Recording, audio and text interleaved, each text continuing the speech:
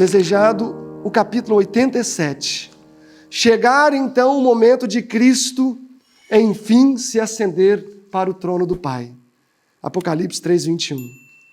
Estava prestes a voltar à corte celestial como um vencedor. Apocalipse 5:5. Eis aqui o Cordeiro que venceu. Ele iria voltar ao céu.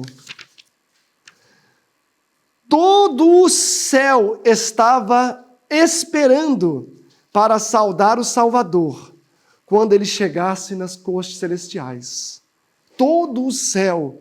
E aqui vai dizer que representantes dos outros mundos estavam todos presentes no céu para a grande festa que iria acontecer. Irmãos, vocês já pararam para imaginar? Tentemos agora imaginar. Nós temos o hábito de não assistir televisão. Um dos motivos é para poder não quebrar o nosso poder de criatividade. E é maravilhoso quando nós conseguimos desenvolver essa sensibilidade de pintar quadros mentais. Imagina agora o céu lotado, a expectativa, grandes líderes e estadistas do universo inteiro.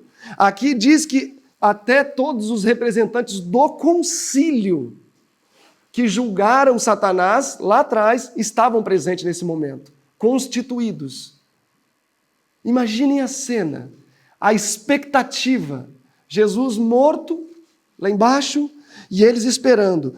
Todo o céu esperava para saudar o seu Salvador e sua chegada, com sua comitiva. Levantai, ó portas, as vossas cabeças. Aí é qual salmo que se é citado aqui? Salmo 24. Irmãos, quem é que estava ali junto com aquela comitiva para abrir as portas? Segundo Patriarcas e Profetas, página 476, no último parágrafo. Moisés. E foi-lhe revelado, diz o texto, a Moisés, que ele seria um daqueles que recepcionariam Jesus na sua primeira ascensão. Moisés estava ali, que privilégio. Ali, congregado, está o trono, e ao redor do trono o arco-íris. Você lembra Apocalipse 4, verso 3? Ali estão querubins. Lembra de Apocalipse 4? Os seres viventes com olhos. Ali estão também serafins, os comandantes das hostes celestiais, todos os filhos de Deus, representantes de mundos não caídos, todos estão ali congregados para receberem Jesus. O conselho celestial, perante o qual Lúcifer fez acusações de que Deus era injusto, de que a lei era injusta, de que Cristo não era Miguel, de que Miguel não era Deus. Os representantes daqueles reinos imaculados sobre os quais Satanás pensara estabelecer o seu domínio, todos ali estão para dar as boas-vindas ao príncipe da vida, o Redentor da raça humana. Estão todos ansiosos para celebrar o triunfo, Ramon. Cite o triunfo, né? Para celebrar o triunfo e a glória do Rei do Universo. Jesus, então, chega no cenário. Vocês conseguem imaginar? Página 834. Vocês conseguem imaginar Jesus chegando? Todo o céu congregado igual aqui, todo mundo naquela expectativa, corações fribilantes agora de amor, porque viram a que ponto Jesus chegou por suas criaturas, agora homem e anjo, correu o risco de morrer, a morte eterna, porque qual morte Jesus morreu? A Dainha falou, morte eterna. Se ele não ressuscita, logo ele teria sofrido a penalidade, e aí não teríamos mais uma divindade de 3, mas de 2. Mas ele superou. Mas ele, quando ele chega ao céu, todos querem correr para adorá-lo. Mas ele detém e faz um gesto com a mão. Ainda não, ainda não. Eu não posso receber a coroa da glória, eu não posso receber as vestes reais, e nem posso receber a oração. Primeiro preciso ir ao Pai. Jesus, então, atravessa a multidão de seres angélicos e entra à presença do Pai. E para de longe. Imaginem comigo. Fica de longe e mostra de longe a sua fronte ferida. remove a roupa e mostra o seu lado cortado. Jesus, de longe, levanta os seus pés, mostra os cravos e também ergue as suas mãos. Depois aponta para o sinal do seu triunfo e apresenta a Deus uma grande comitiva, que com ele ressuscitaram. Após ter feito isso, Jesus então se aproxima do Pai, naquele que há alegria para o pecador. No início do conflito, pai e filho haviam dado as mãos e fizeram um solene compromisso de que Cristo deveria ser o fiador da raça humana e remir toda a criatura. Este compromisso cumprira Cristo. Quando sobre a cruz Jesus bradou, está consumado, ele estava dirigindo-se ao Pai, dizendo, eu cumpri a minha parte do acordo. O pacto fora plenamente perfeito. Agora ele declara, Pai, está consumado. Meu Deus, eu cumpri a tua vontade e fiz a minha parte no acordo. E ali, antes de entregar sua vida, Jesus está falando, olha, eu fui fiel, eu consegui cumprir a minha parte, eu não vacilei, eu concluí a obra da redenção. Jesus então pergunta ao Pai, Pai, está satisfeita a sua justiça? Se está satisfeita, eu quero que, onde eu estiver, estes também estejam comigo. Neste momento, então, o Pai coloca-se de pé. E ouve-se a voz de Deus dizendo, meu filho, a justiça está satisfeita. Satanás foi vencido. Os filhos de Cristo que lutam e se fadigam na terra, em ti me serão agradáveis. Amém. O pai e o filho se aproximam um do outro e o pai abraça o seu filho.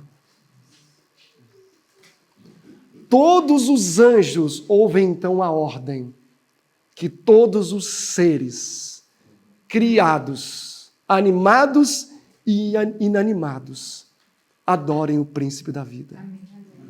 O amor venceu e a ovelha perdida foi encontrada. Irmãos, com o seu sacrifício, Cristo nos deu perpétua segurança. Não só para o homem, mas para os anjos que estão nos céus.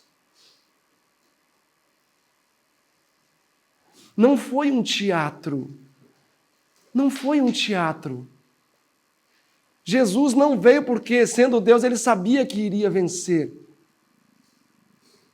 Um pai, quando salva um filho, ele não pensa assim. Ali está a enchente, Ramon. E a Elisa cai lá dentro. Tuf. E aí você tem certeza que pelas suas capacidades você consegue salvá-la. Você entra. Mas se você não tiver certeza, o que você faria do mesmo jeito? Entraria do mesmo jeito. Um pai que ama os seus filhos faz coisas sem pensar nas consequências. Uma vez lá em São Paulo, eu vi no jornal, um filho caiu dentro de uma lagoa daquela lá, de hidroelétrica lá, e a mãe que não sabia nadar, a hora que o filho bateu na água, ela bateu atrás. Ela não pensou, bom, eu não sei nadar. Bem provável que os dois morram. Não, ela nem raciocinou. Quando ela sentiu que a parte dela estava ali, ela ia tentar salvar. É igual nas cataratas daquelas lá dos Estados Unidos, do Iguaçu. Um pai estava atravessando assim em cima da ponte, uma criança caiu, era a margem da queda. O que o pai fez instintivamente? Pulou atrás para tentar salvar. Assim foi com Cristo. Ele não ficou calculando, eu tenho certeza que eu vou... Não, Jesus sabia que na sua humanidade ele correria o risco de ser vencido. Mas se ele não tivesse feito isso, de todo jeito, o universo teria sido comprometido. Como é que um Deus de amor ia viver lá em cima enquanto nós iríamos viver aqui afadigados pelo pecado? Ou seja, se eu não vou, sofrimento. Se eu vou, sofrimento. Se eu vou e não consigo obter a vitória que é necessária, sofrimento. O pecado traz sofrimento. E se nós entendemos que o pecado traz sofrimento, talvez seria a maior motivação para que com os nossos lábios não venhamos a pecar contra o nosso Senhor. Era olhando o objetivo de sua missão que Cristo manteve-se puro, íntegro e santo. Mas muitas vezes o Ramon não quer pular na água para salvar a Elisa. Ou seja, muitas vezes a gente não olha nessa perspectiva nem para salvar os nossos filhos. Eu quero fazer o que é melhor para mim. Uma vez lá em São Paulo, um irmão que ele vivia lá, ele foi para o campo, aí a criança foi menorzinha e amava, aí voltou para São Paulo. E aí um dia o Aquiles, até que conta essa história, o Aquiles chegou lá, falou, e você voltou? Ele falou, voltei. Aqui eu acho que é melhor para o meu filho, dar melhores condições de vida, etc, tal. Aí o menino, emburrado, falou, que nada, pai, eu odeio esse lugar, eu queria voltar para casa, eu era tão feliz lá na roça, eu odeio estar aqui nesse São Paulo. Ele já tinha uns 10 anos. Então, na verdade, o pai não queria atender a necessidade do filho, ele queria atender uma necessidade prova com justificativa de que fazia pelo filho. Jesus não é assim, ele não busca os seus próprios interesses. Ele buscou o nosso interesse, irmãos.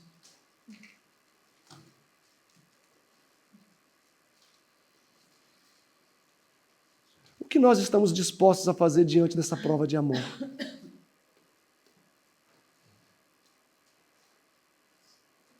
O amor de Cristo que nos constrange, que nos leva a amar o nosso próximo como a nós mesmos.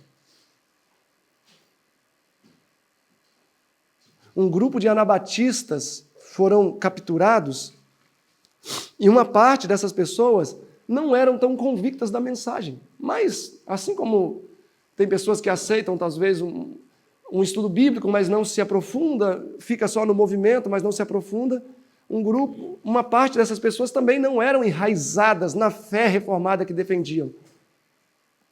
E certa vez, essas pessoas não enraizadas foram até um pequeno povoado e falaram de Jesus, deixaram lá uns textos bíblicos escritos, etc., e voltaram para a comunidade anabatista. E aí a dieta soube disso e prendeu toda aquela comunidade.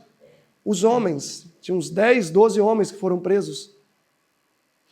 E aí esses que não eram aferrados ainda à mensagem ficaram com medo, porque sabiam o que a dieta fazia. Falou, olha, não fomos nós que fomos lá, foram eles. Apontou para os outros anabatistas, que sim, já tinham uma trajetória de maior entrega ao Senhor. E aí a dieta perguntou para aquele grupo de anabatistas, foram vocês que foram lá distribuir e disseminar a fé reformada? Eles baixaram a cabeça e ficaram quietos. E aí aquelas pessoas, sim, foram eles, não fomos nós. E aí novamente a pergunta, foram vocês? Se foi, vocês sabem a consequência. Se não foi, vocês vão ser libertos. E eles novamente ficaram quietos. O resultado foi que aquele grupo que havia de fato distribuído material e falado da fé reformada foram liberados. Aqueles que levaram a culpa, não. Irmãos, eu gosto dessa história porque ela ilustra realmente o que é o sentir de Cristo por nós. Aquele grupo de anabatistas sabia que aquelas pessoas não estavam preparadas para tortura e morte. E que certamente eles iriam renegar a fé. Eles sabiam que eles precisavam de mais tempo para amadurecer na fé que eles estavam dispostos a dar à sua vida. Permanecendo mudos, eles sabiam que eles morreriam, mas aqueles teriam uma segunda oportunidade. E assim foi. Aquele grupo de homens foram mortos e aquele outro grupo foi liberto. No entanto, a atitude daquele grupo que tomou sobre si a culpa deles causou profunda comoção no coração daquelas pessoas. Isso é o que Jesus fez por nós. Ele arriscou tudo para nos salvar. E por que nós também não arriscaríamos alguma coisa? O meu emprego, eu não posso fazer isso, que eu posso perder o emprego. Mas minha mulher não vai aceitar. Você não conhece minha mulher, ela é braba, ela não vai querer. São coisas tão pequenas, vocês não acham? Tão medíocres. Quantos aqui, para aceitar fazer plenamente a vontade de Deus, teve a solicitação de remover um braço fora com machado, sem anestesia? Bota aí o braço que eu vou cortar com machado. Ninguém. Irmãos, eu quero perceber aqui junto com vocês que o que Deus pede de nós é quase nada. E a tristeza disso é que nós consideramos o quase nada para nós tudo. E o tudo é o céu, mas o pouco que temos, consideramos como tudo. E não estamos dispostos a dar o passo da fé.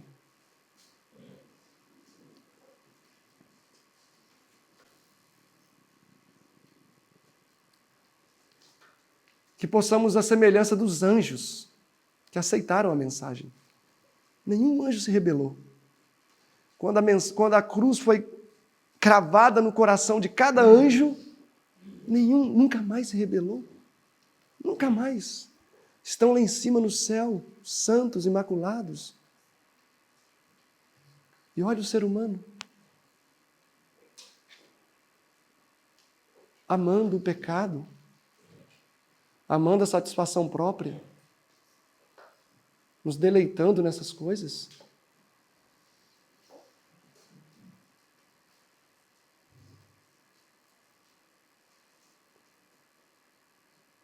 Vocês permitem que nessa manhã a cruz do Calvário seja cravada no coração de cada um aqui?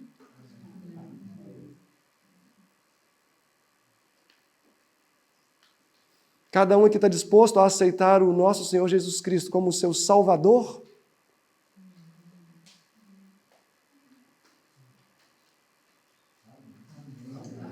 O sacrifício já foi feito. E basta declararmos, já não vivo mais eu. Cristo agora é que vive em mim. A vida que eu vivo, vivo pela fé. Pela fé no Filho de Deus, aquele que me amou. E como prova desse amor se entregou por mim. Se entregou por mim. Que Deus abençoe, meus irmãos, cada um de vocês. E que assim como a cruz do Calvário, que foi cravada na mente dos anjos, possa ser cravada também em nossa mente nessa manhã. Amém. Nosso Salvador Jesus, que habita nos mais altos céus,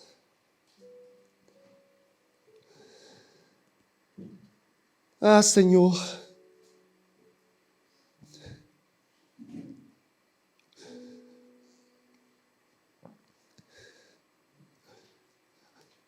ajuda-nos a fazer a mesma festa que os seres celestiais fizeram quando te receberam, ao nós recebermos o Senhor em nossa vida.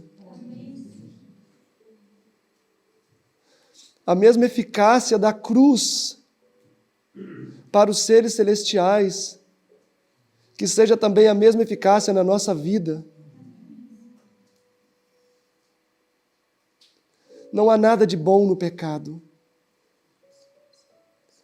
Não há nada de bom em fazer a nossa própria vontade, seguir os desejos e os desígnios da nossa carne. Por que essas coisas nos atraem? Por que nos deleitamos em fazer aquilo que é contrário à vontade do nosso Senhor e Salvador? Por quê? Por que, Senhor? Amaste a justiça e odiaste a maldade. Coloca em nós esse mesmo espírito, querido Pai. Que não venhamos a contemporizar mais com as misérias desse mundo, mas que possamos caminhar olhando para o invisível, olhando para o mais profundo do céu, para o santuário. Sabemos que Jesus não derrama sangue literal naquele lugar, mas lágrimas sim. Que não continuemos a trazer tristeza ao céu, que não quebremos mais a harmonia e o júbilo do céu com os nossos pecados, quando os anjos sobem com más notícias. Ajuda-nos, querido Pai, a aceitar Jesus como nosso suficiente Salvador. Que Ele seja o primeiro e o último na nossa vida. Nos liberta, querido Pai. Nos liberta. Nos liberta dos grilhões de Satanás. E que desabrochemos como novas criaturas,